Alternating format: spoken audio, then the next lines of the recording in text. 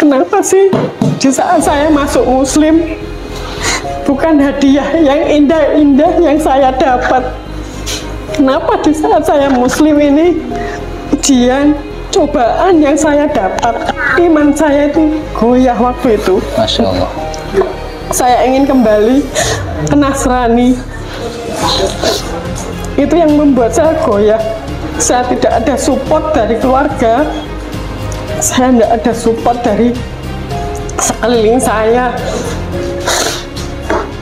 Itu masa-masa terberat saya jadi Muslim, karena ada keinginan saya untuk balik ke agama saya yang dari kecil sampai dewasa saya itu selalu happy, selalu enak, selalu indah dengan agama yang sebelumnya. Yang saya alami seperti itu. Di saat saya jadi Muslim itu tidak ada enaknya sama sekali.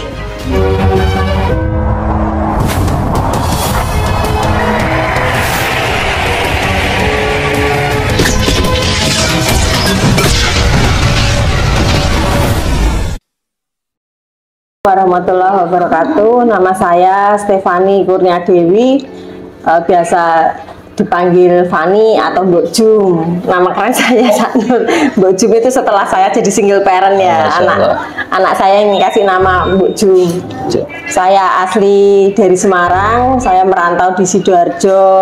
Dari single waktu lulus kuliah saya merantau ke Sidoarjo di tahun 2007. Perjalanan saya dulu, saya dari kecil, karena orang tua saya beda agama ya, papa saya Islam, mama saya Katolik. Kebetulan kita 4 bersaudara, perempuan-perempuan, laki-laki. Anak perempuan ikut mama saya jadi Katolik. Jadi dari kecil sampai saya dewasa, saya agama saya Katolik. Ya, terus pasti akan melewati berbagai macam fase kehidupan ya. Kenapa saya memutuskan mu'alaf? Karena papa saya itu waktu itu Muslim. Almarhum bapak saya bilang, saya tanya, "Pak, kalau papa ke masjid, saya ke gereja, apakah doa saya sampai?" Seperti itu. Kebetulan almarhum papa saya meninggal, 1 tahun saya mengalami pergumulan batin ya.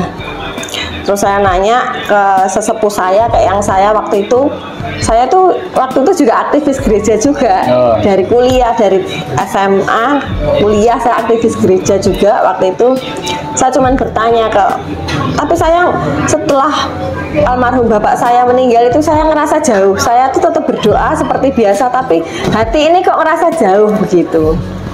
Waktu itu saya tidak mengenal Muslim, saya tidak mengenal Al-Quran, saya tidak mengenal apapun soal Muslim ya, walaupun orang tua saya Muslim.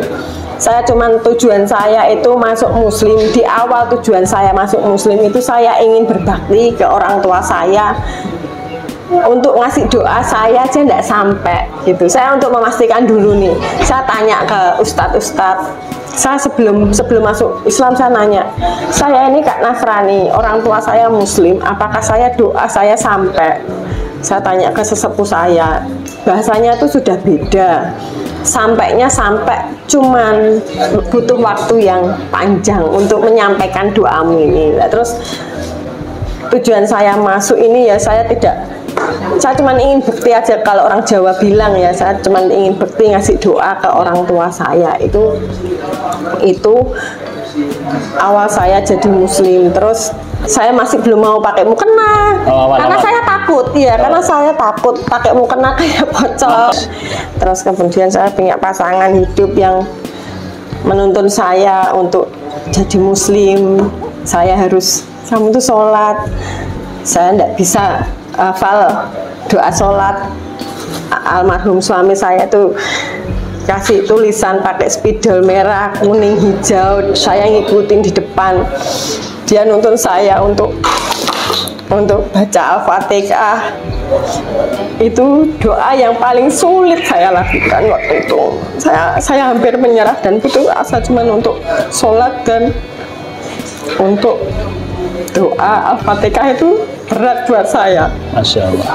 Tapi saya terus mencoba karena saya ingin kasih yang terbaik untuk almarhum orang tua saya.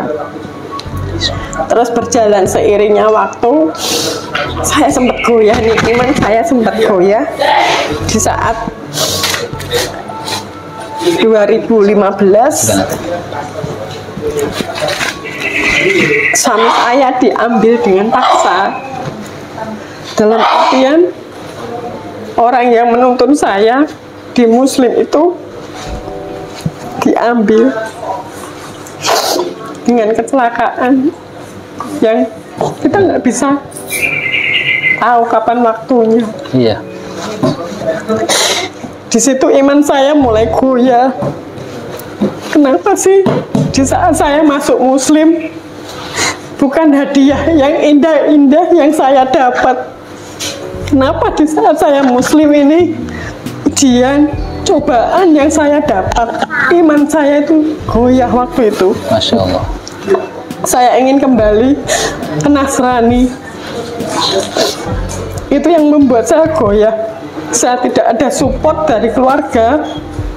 Saya tidak ada support dari sekeliling saya. Itu masa-masa terberat saya jadi Muslim karena ada keinginan saya untuk balik ke agama saya yang dari kecil sampai dewasa saya itu selalu happy, selalu enak, selalu indah dengan agama yang sebelumnya. Tapi di saat saya masuk Muslim, bukan kebahagiaan yang saya dapat, tapi musibah yang saya dapat. Saya harus kehilangan suami saya di saat itu, dan bersamaan dengan itu saya harus menghadapi kenyataan kalau saya ternyata hamil 2 minggu bertepatan dengan suami saya meninggal. Banyak cibiran orang, banyak tanggapan miring ke orang tentang saya dengan kehamilan saya tanpa suami. Itu masa-masa berat saya sebagai Muslim. Saya merasa nggak enak sama sekali jadi Muslim. Apakah saya harus balik lagi ke agama saya yang sebelumnya? Saya sempat goyah. Saya sampai, kalau orang bilang itu saya sampai sakit jiwa ya. Karena di sini saya nggak ada saudara sama sekali ya, Cak Nur biasa nggak ada saudara sama sekali. Saya harus menguatkan. Waktu itu kakaknya masih TK ya, masih umur 5 tahun, dan saya masih hamil. Saya cuman bilang, sabar ya nak, sabar, ikhlas ya nak, ikhlas. Saya cuman, apa yang dibilang orang sabar, orang ikhlas, dan bersyukur saat kita itu tidak punya apa-apa, bersyukur saat kita ini tidak ada siapa-siapa. Ya cuman ada anak yang di perut dan anak balita yang harus saya bawa amanahnya ini.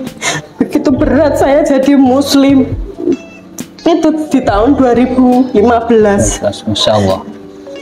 Saya ini, kalau orang ini masih bilang saya baper ya Cak Nur ya, karena itu kerasa masih sekarang gitu.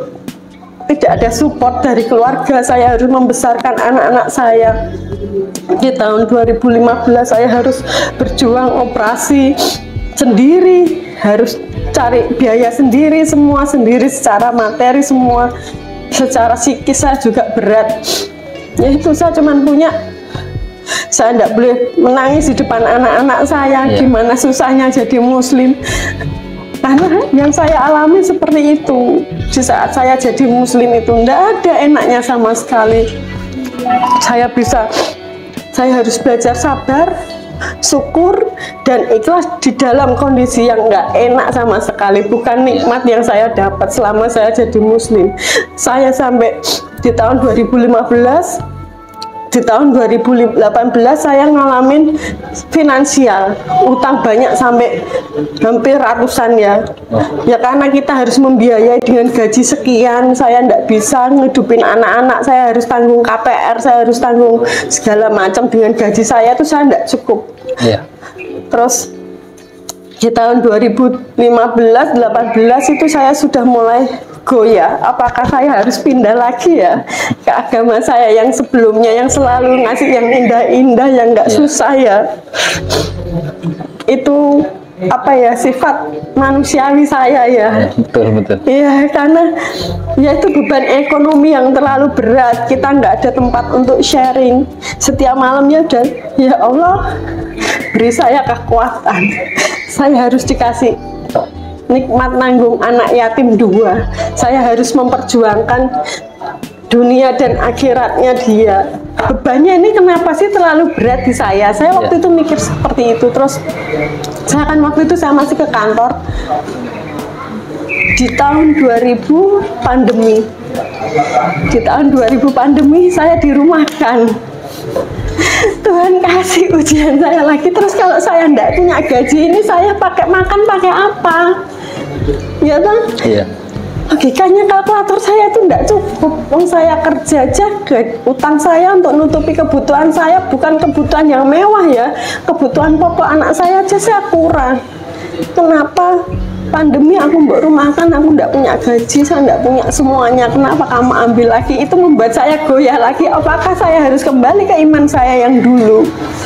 Saya cuma punya sajadah, saya cuma bisa doa, saya cuma bisa wirid, saya cuma bisa tahajud, saya cuma minta kuatkan saya, bebaskan semua dari hutang-hutang saya sudah lelah, saya selalu doa seperti itu. Masya Allah, di tahun 2022 semua hutang saya yang puluhan juta itu ya bisa bayar.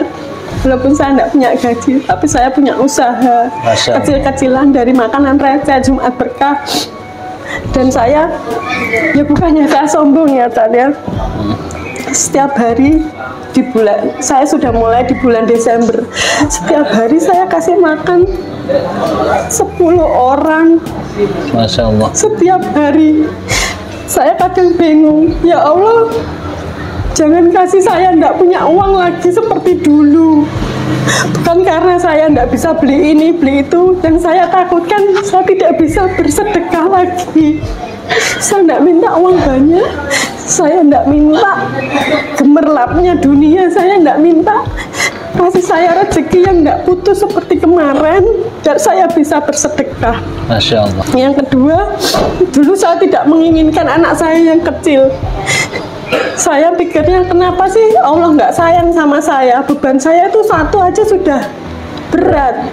Nggak ada gaji suami sudah diambil.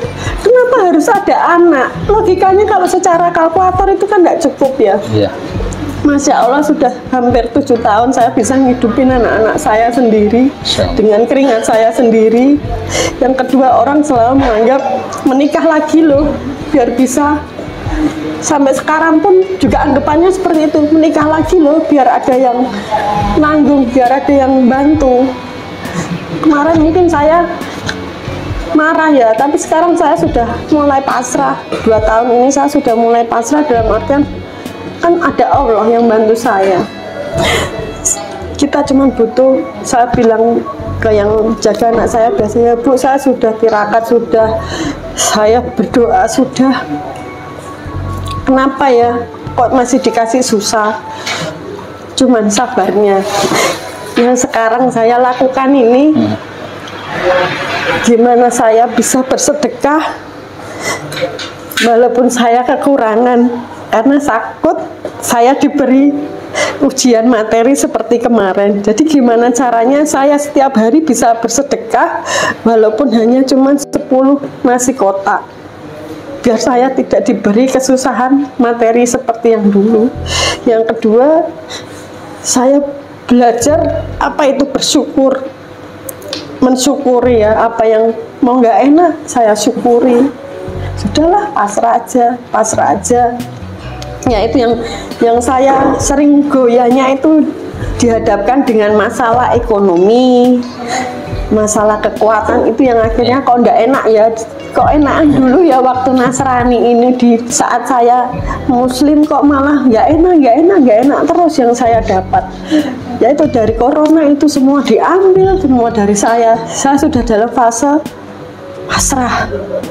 Yaitu di saat kita fase pasrah, Allah itu malah kasih pelan-pelan. Oh ya, coba kalau saya ditinggal dulu nggak hamil, pasti saya sama kakaknya akan kesepian. Iya. Itu saya baru bisa merasakan hikmahnya itu 2 tahun ini.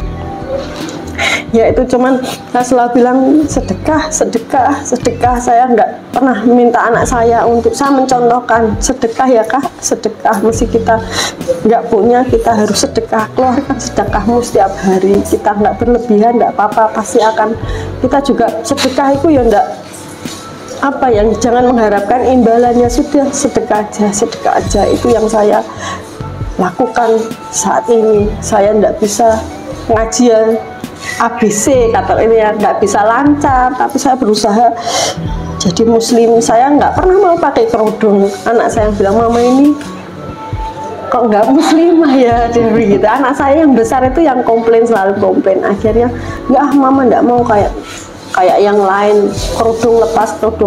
Mama, ibadah itu sebuah keikhlasan, yaitu mama harus belajar ikhlas dulu, ikhlas dengan hati mama sendiri. Betul.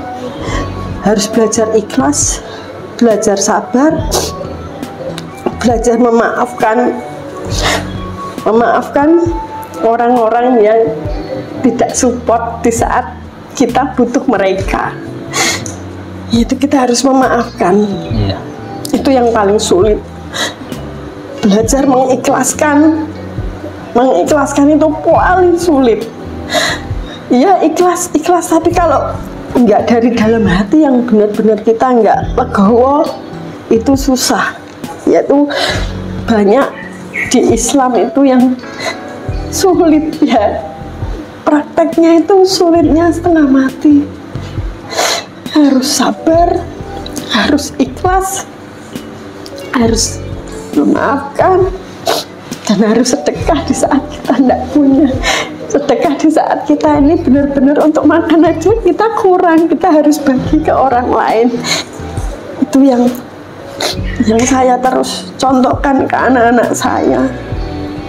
Semoga saya ini bisa jadi mu'alaf yang bisa saya tidak muluk-muluk ya, minimal bisa jadi contoh untuk anak saya.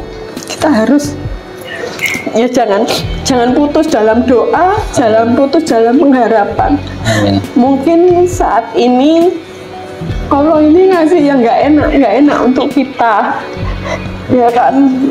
Mungkin saya juga ada harapan pasti siapa tahu nanti tuannya enak. Saya juga ya ada pikiran seperti itu ya. Sekarang dalam fase pasrah, berserah. Setiap hari seperti itu, terus sabar, ikhlas seperti itu. Iya. Saya harus berjuang dunia akhirat anak yatim saya, kebahagiaan dia, tanggung jawab saya. Insya Allah. Kebahagiaan saya ini bisa lihat anak-anak saya bahagia. Saya selalu menguatkan anak-anak saya. Belum tentu yang orang tuanya lengkap dia bisa sebahagia kamu. Jadi walaupun kita kesulitan, kita harus saling komunikasi, kita harus saling support system setiap hari.